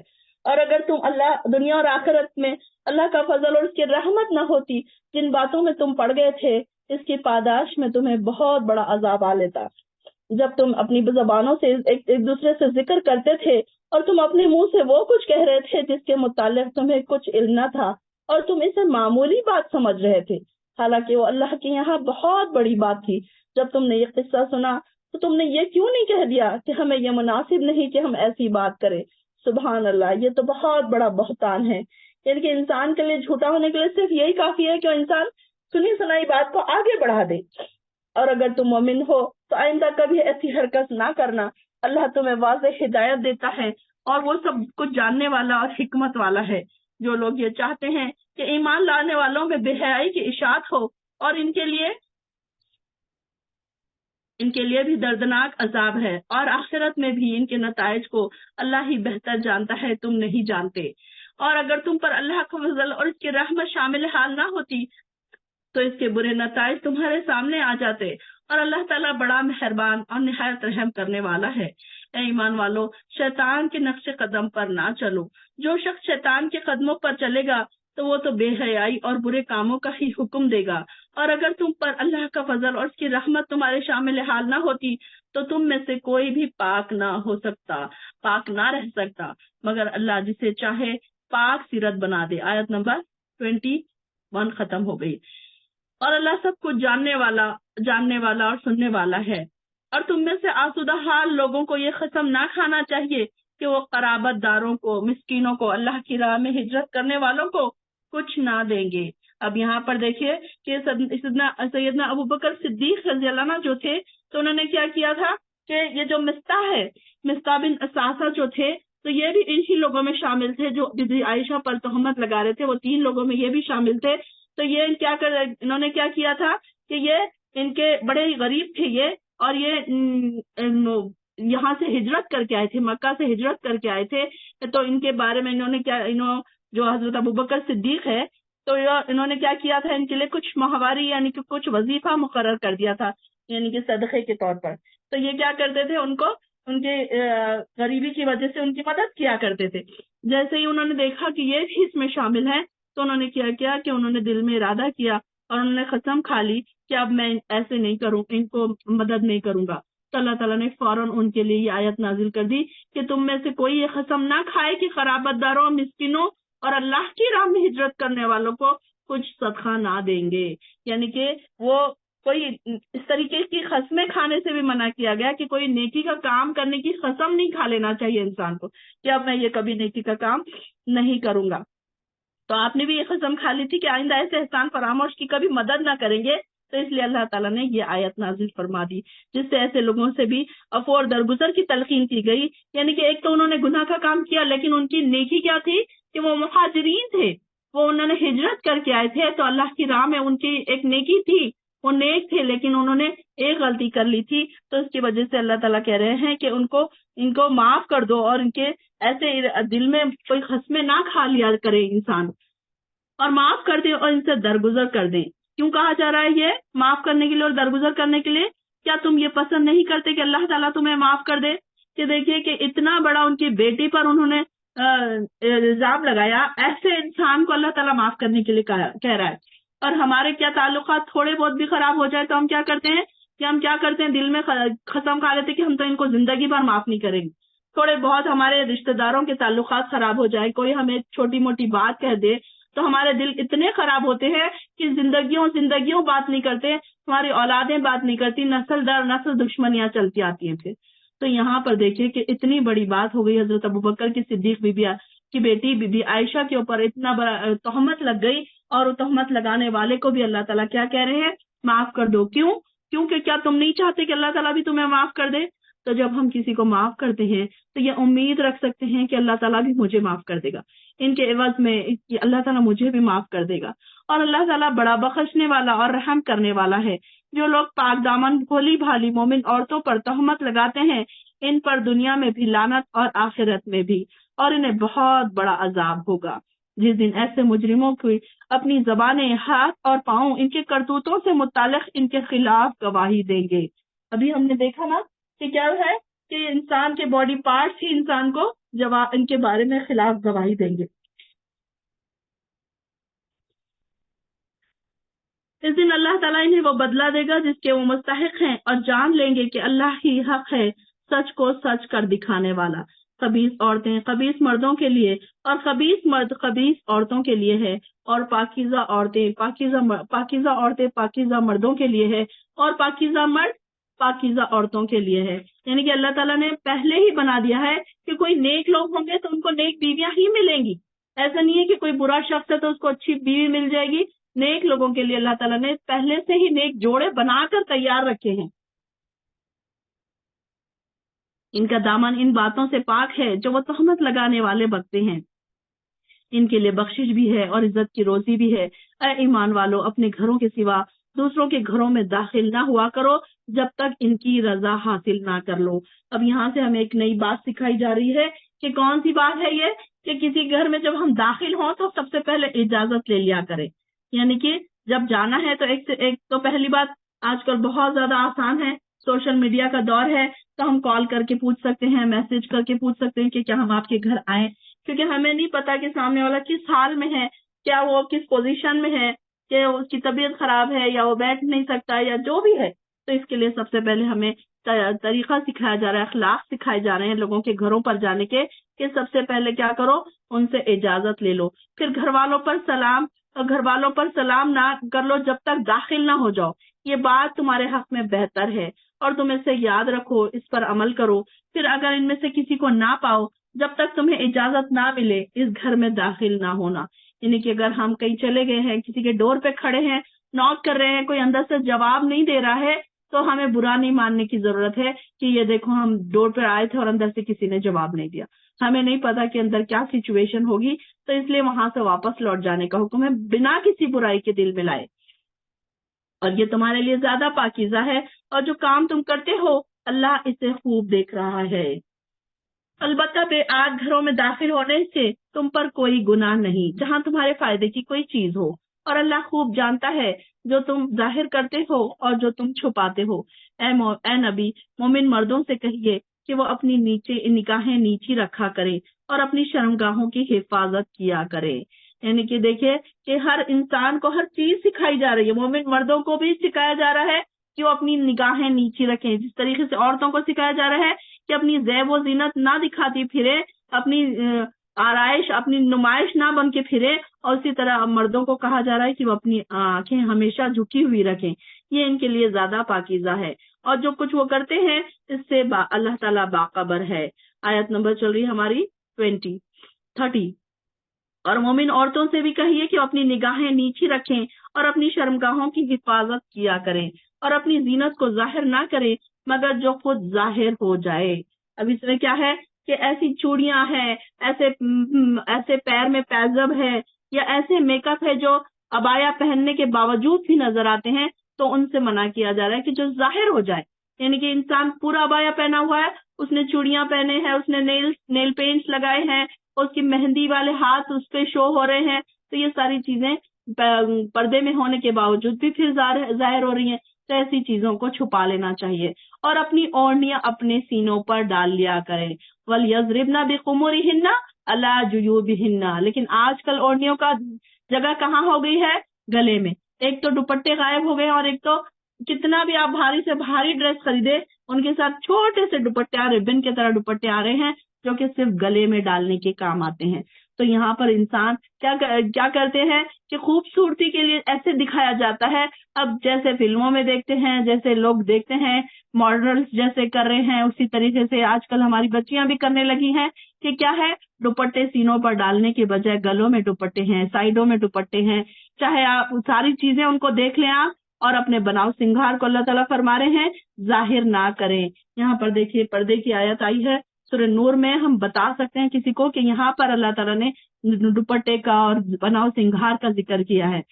اور اگر ان لوگوں کے سامنے یعنی کہ خاوند ہے، باپ ہے، خاوند کے باپ ہے، یعنی کہ سسر ہے، بیٹے ہیں، اپنے شوہروں کے بیٹے اور سوتیلے بیٹے، بھتیجے، بھانجے، اپنے میل جول والی عورتیں، یہ سب کیا ہے؟ محرم رشتہ دار ہے. ان کے سامنے ہم اپنے چہرے کو کھول سکتے ہیں. اب اس میں بھی صرف چہرے کو کھولنے کی بات ہے، بہت زیادہ چیزیں کھولنے کی بات نہیں ہے. اس میں بھی کیٹیگریز ہے کہ شوہر کے سامنے کون سی چیز ہم اوپن کر سکتے ہیں، اور بیٹوں کے سامنے کون سی، اور بھائیوں کے سامنے کون سی.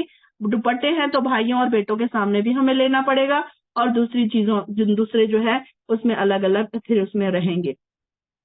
اور عورتیں اور کنیزیں جن کی وہ مالک ہیں، اپنے خادم مرد جو عورتوں کی حاجت نہ رکھتے ہوں، ایسے لڑکے جو عورتوں کی پوشیدہ باتوں سے ابھی واقف نہیں ہوئے ہیں، اور اپنے پاؤں زمین پر مارتے ہوئے نہ چلیں. یعنی کہ آج کل کیا ہو گیا ہے اترا کر چلنے کا، بڑی ہیلز پہن کر اترا کر اٹھل کر مٹھل کر جو لڑکیاں چلتی ہیں تو نہیں دیکھنے والے بھی مرد کیا کرتے ہیں، پھر ان کو دیکھنے لگتے ہیں۔ جو زینت انہوں نے چھپا رکھی ہے اس کا لوگوں کو علم ہو جائے، اور اے ایمان والو تم سب مل کر اللہ کے حضور توبہ کرو کہ تم کامیاب ہو جاؤ۔ توبہ کیوں کرنا ہے؟ لعلکم تفلحون، ہم ہر وقت توبہ و استغفار کریں تاکہ ہم فلاح پائیں۔ فلاح کیا ہے؟ سچی کامیابی کیا ہے؟ اللہ کی رضا، جنت الفردوس، جنت میں اعلیٰ مقام، یہی اصلی کامیابی ہے کہ انسان اگر یہ کامیاب ہو جائے تو پھر انسان کے لیے اللہ کی رضا مل جائے، تو وہی دنیا اور آخرت کی دونوں کامیابیاں ہیں اس کے لیے۔ تم میں سے جو لوگ مجرد ہیں ان کے نکاح کر دو، اور اپنی لونڈی غلاموں کے بھی، اور جو نکاح کے قابل ہوں اگر وہ محتاج ہیں تو اپنی اللہ اپنی مہربانی سے انہیں غنی کر دے گا، اور اللہ بڑی وسعت والا اور جاننے والا ہے۔ یعنی کہ اگر کوئی پریشان حال ہے غنی، تو اللہ تعالیٰ کیا کرے گا؟ ان کو ان کی پریشانیوں کو بھی پھر دور کر دے گا۔ اور جو لوگ نکاح کا سامان نہیں پاتے انہیں زنا وغیرہ سے بچتے رہنا چاہیے، یہاں تک کہ اللہ انہیں اپنے فضل سے غنی کر دے۔ اور تمہارے غلاموں میں جو لوگ مکاتبت کرنا چاہیں تو تم اگر ان میں کوئی بھلائی دیکھو تو ان سے مکاتبت کر لو۔ یعنی کہ اگر کوئی غلاموں میں کوئی اگر ایسے ہیں کہ جن کا نکاح کرنا چاہتے ہیں آپ، تو ان کا نکاح بھی کروا دو کچھ دے دلا کر، اور اس مال میں سے جو اللہ نے تمہیں دیا ہے انہیں بھی دے دو۔ مطلب اب کچھ لوگ ایسے ہوتے ہیں جو بہت غریب ہوتے ہیں، مہر نہیں دے سکتے، شادی کر کے اپنی بیوی کا اخراجات نہیں پوری کر سکتے، تو ایسے غلاموں کی کہا جا رہا ہے کہ تم مدد کر دو۔ تمہاری لونڈیاں اگر پاک دامن رہنا چاہیں تو انہیں اپنی دنیاوی فائدوں کی خاطر بدکاری پر نہ مجبور کرو۔ اب یہ لونڈیوں کا اور غلاموں کا تو آج کل چال چلن دور دورہ نہیں ہے، یہ پہلے کے زمانے کی باتیں ہیں۔ اور جو کوئی انہیں مجبور کرے تو ان پر جبر کے بعد اللہ تعالیٰ انہیں بخش دینے والا اور رحم کرنے والا ہے۔ ہم نے تمہارے طرف واضح احکام بتانے والی آیات بھی نازل کی ہے، اور ان لوگوں کی مثالیں بھی جو تم سے پہلے گزر چکے ہیں، اور پرہیزگاروں کے لیے نصیحت بھی نازل کر دی ہیں۔ اللہ ہی آسمانوں اور زمین کا نور ہے، اس کی نور کی مثال ایسی ہے جیسے ایک تاخ ہو جس میں ایک چراغ ہو۔ یہ چراغ فانوس میں رکھا ہوا، وہ فانوس ایسا شاف و شفاف جیسے چمکتا ہوا ستارہ ہو، اور چراغ زیتون کے مبارک تیل درخت کے تیل سے روشن کیا جاتا ہو، جو نہ مشرق میں ہوتا ہے اور نہ مغرب میں۔ اس کے تیل کو اگر نہ چھوئے، اگر آگ نہ بھی چھوئے تو بھی وہ از خود بھڑکنے لگتا ہے، بھڑک اٹھنے کے قریب ہوتا ہے۔ اس طرح روشنی پر روشنی بڑھنے کے تمام اسباب جمع ہو گئے۔ اللہ اپنے ایسے ہی نور کی طرف رہنمائی کرتا ہے۔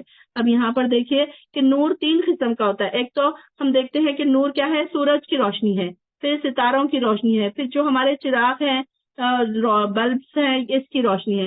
تو یہاں پر اللہ تعالیٰ فرما رہے ہیں یہ جو اللہ کا جو نور ہے یہ کیسا ہے؟ دلوں میں ہے، یہ لوگوں کے دلوں میں اللہ کا نور ہے۔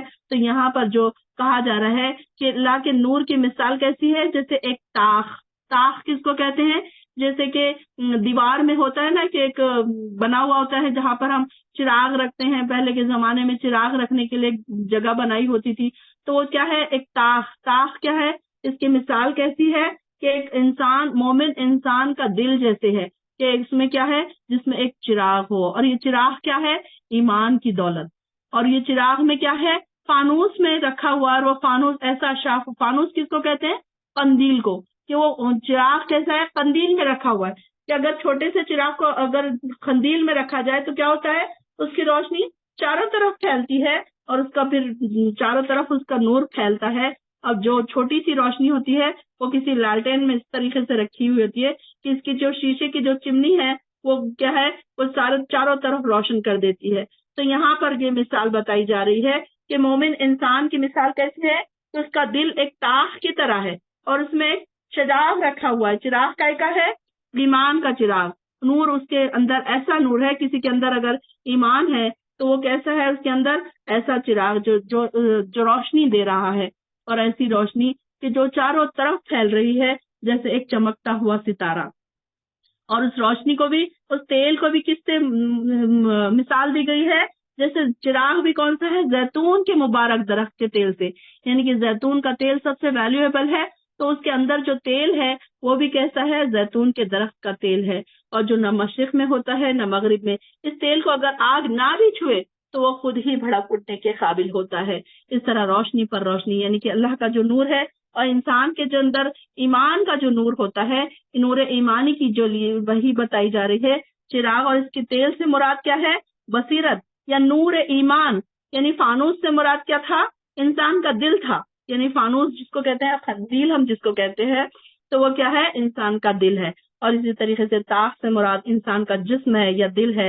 اور اس طریقے سے ہدایت الہی جو ہے پہنچتی ہے تو ایسے شخص کی بصیرت اس کو قبول کرتی ہے جو پہلے سے ہی بے تاب ہے، یعنی کہ جو نیکیوں کو ایکسپٹ کرنے کے لیے بے چین ہے، تڑپ رہے ہیں، تو ایسے لوگ کیا کرتے ہیں؟ اس کو فوراً قبول کر لیتے ہیں۔ اب اگر کسی کے دل میں نور بصیرت ہی نہ ہو تو اس کا جو خود اللہ تعالیٰ کی جو ایسے ہی شخص کو کیا ہے پھر کہ اس کے پاس کوئی روشنی نظر نہیں آتی، پھر ایسے بے بصیرت کو نظر بھی نہیں آتی، اور اس کو کوئی چیز بتائے اگر تو وہ بھی اس کو سمجھ نہیں آتی۔ تو اس کی مثال کا مطلب یہ ہے کہ جس کسی کے دل میں نور بصیرت کا عطیہ موجود ہو، یعنی کہ اللہ تعالیٰ کی طرف سے گفٹ موجود ہو، تو وہ وحی الہی کو قبول کرنے کے لیے اس قدر بےتاب ہوتا ہے جیسے پیٹرول آگ پکڑنے کے لیے بےتاب ہوتا ہے۔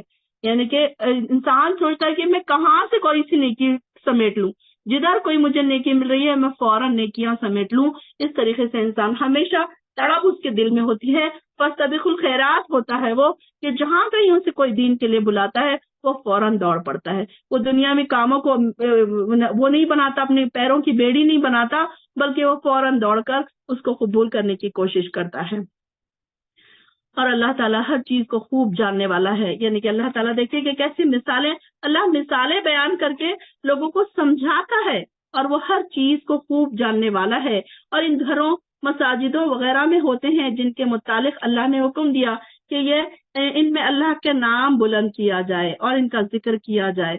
ان مساجد میں صبح و شام ایسے لوگ اللہ کی تسبیح کرتے رہتے ہیں۔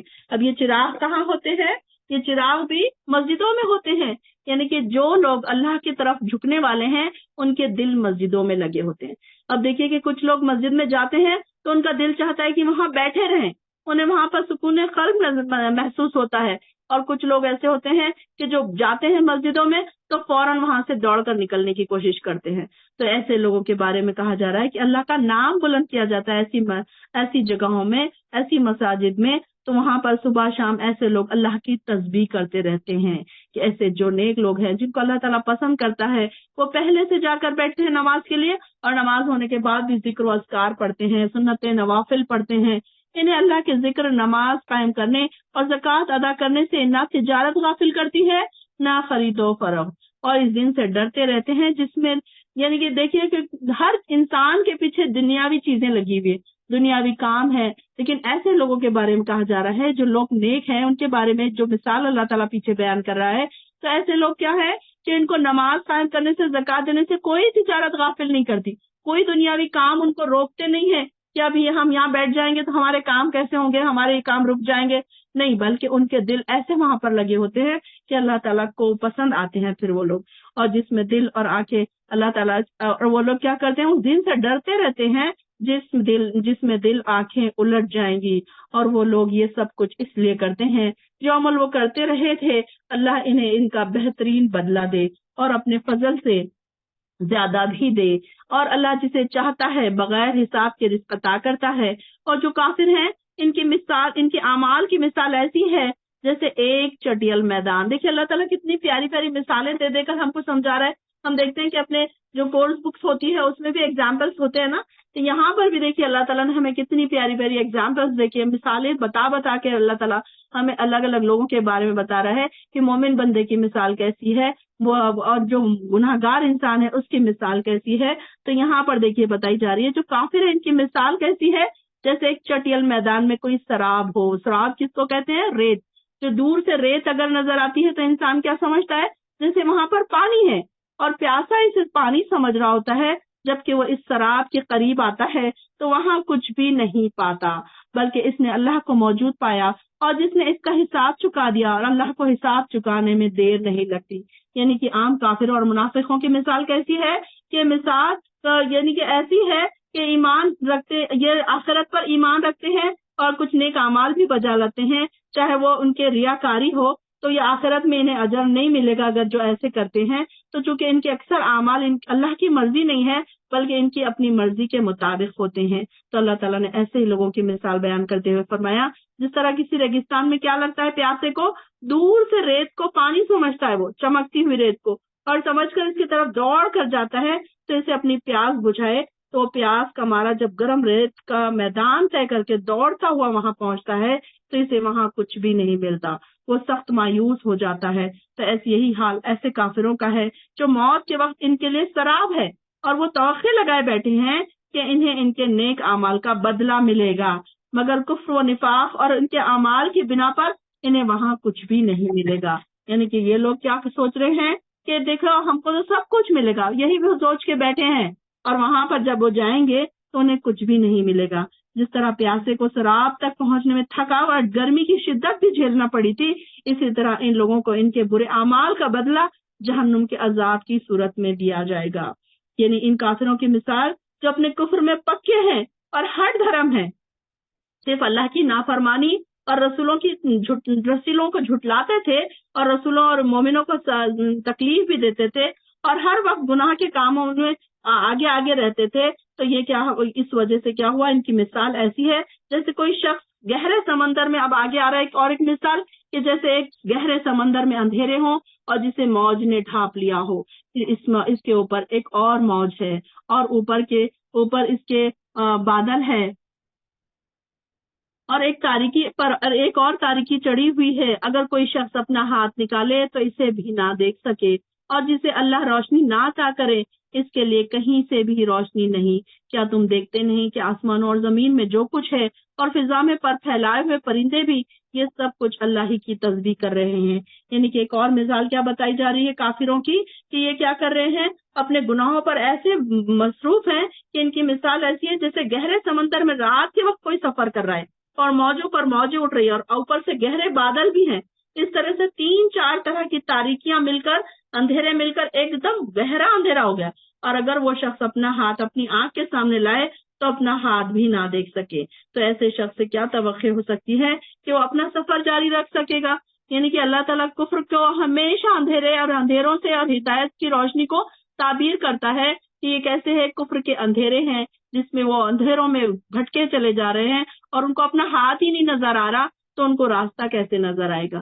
دیکھیے اللہ تعالیٰ الگ الگ مثالیں بیان کر کر گناہگاروں کی اور نیک لوگوں کی باتیں ہمیں بتا رہے ہیں, اور اس کے لیے ہمیں کچھ بھی اور ان کے لیے کوئی روشنی نہیں. کیا تم نہیں دیکھتے آسمان اور زمین میں جو کچھ ہے اور پرندے پر پھیلائے ہیں, یہ سب اللہ کی تسبیح کر رہے ہیں.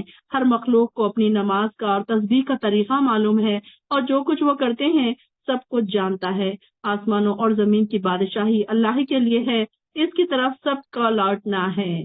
کیا تم دیکھتے نہیں کہ اللہ بادل کو آہستہ آہستہ چلاتا ہے, پھر بادل کے اجزاء کو آپس میں ملا دیتا ہے, پھر اسے تہ بتہ بنا دیتا ہے. پھر تو دیکھتا ہے کہ اس کے درمیان سے بارش کے خطرے ٹپکتے ہیں, اور وہ آسمان سے ان پہاڑوں کی بدولت جو اس میں بلند ہیں اولے برساتا ہے. پھر جسے چاہتا ہے اس سے نقصان پہنچاتا ہے اور جسے چاہتا ہے ان سے بچا لیتا ہے. ان کی بجلی کی چمک آنکھوں کو خیرہ کر دیتی ہے. اللہ ہی رات اور دن کا عدل بدل کرتا رہتا ہے. بے شک اہل نظر کے لیے ان نشانیوں میں عبرت کا سامان ہے. یعنی کہ بارش بھی دیکھیے کہ اللہ تعالیٰ کیسے بارش برساتا ہے, بادلوں کو لاتا ہے, پھر ان کے بیچ میں سے بارش برساتا ہے, پھر بارش میں بھی کبھی کبھی اولے برستے ہیں, اور ہر چیز میں کیا ہے انسان کے لیے عبرت کا سامان ہے. اللہ نے ہر چلنے والے جاندار کو پانی سے پیدا کیا, اور ان میں سے کچھ ایسے ہیں جو اپنے پیٹ کے بل چلتے ہیں, کچھ 2 پاؤں پر اور کچھ 4 پاؤں پر. جو کچھ وہ چاہتا ہے پیدا کرتا ہے, اور یقیناً اللہ تعالیٰ ہر چیز پر قادر ہے. ان اللہ علی کل شیء قدیر, آیت نمبر 45. ہم نے صاف صاف حقیقت بتانے والی آیات اتاری ہیں اور سیدھی راہ کی طرف رہنمائی تو اللہ ہی جسے چاہتا ہے کرتا ہے. یہ منافق کہتے ہیں ہم اللہ پر اور اس کے رسولوں پر ایمان لائے ہیں اور ہم نے اطاعت قبول کی, پھر ان کے بعد ان میں ایک گروہ اطاعت سے منہ پھیر لیتا ہے. یقیناً یہ لوگ ایماندار نہیں. اور جب انہیں اللہ اور اس کے رسول کی طرف بلایا جاتا ہے تاکہ رسول ان کے درمیان فیصلہ کریں تو کچھ لوگ اعراض کرنے لگتے ہیں، یعنی کہ منہ پھیر لیتے ہیں، اور حق ان کے موافقت میں تو بڑے متی اور فرمانبردار ہو کر چلے آتے ہیں جو نیک لوگ ہیں۔ کیا ان کے دلوں میں نفاق کا روگ ہے، یا وہ شک میں پڑے ہوئے ہیں، یا وہ بات سے ڈرتے ہیں کہ اللہ اور اس کا رسول ان کی حق تلفی کر جائیں، بلکہ حقیقت یہ ہے کہ وہ خود ہی ظالم ہیں۔ آیت نمبر 50 یہاں پر ہم ختم کرتے ہیں۔ اولئک هم الظالمون، کہ یہی لوگ ہیں جو ظالم ہیں، یعنی کہ ظالم کون ہے؟ جو اپنے آپ پر ظلم کر رہے ہیں، گناہوں میں پڑے ہوئے ہیں۔ آیت نمبر 50 تک ہم ختم کرتے ہیں۔ وآخر الدعوانا الحمد للہ رب العالمین۔